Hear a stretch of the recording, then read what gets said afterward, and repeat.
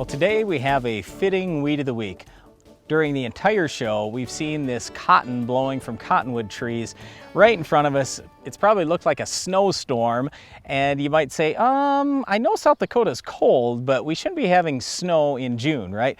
But the whole thing is, when you've got these trees, what they're trying to do, remember, any plant is trying to reproduce. So there's a lot of this cotton that's blowing around right now at this time of year, and it just got us thinking about how do we kill volunteer trees in our crops.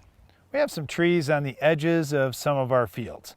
Like this field in particular, we've got a buffer, maybe 30 or 40 feet and then until we get to trees. Now when you think about trees that are 70 or 80 feet high, oftentimes that root system is going to run 70 or 80 feet out from the tree. So when we're only 30 or 40 feet from the edge, that means we've got some tree roots that are running out into our field. Well, it's not just the tree roots, it's all the seed that ends up, and that's really what I'm thinking about today with the volunteer trees. The problem is Tordon's by far the best tree killer. Well, that's fine for corn or wheat and what's going to be permanent corn, wheat, or grass.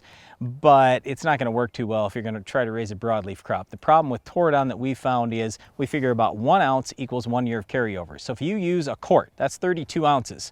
Well, that's 32 years. Now, I'm not saying it's probably going to be 32, but I'll bet you it'll be in the range of 10 to 20 years before you can plant a broadleaf crop there again. So Tordon in crop is out.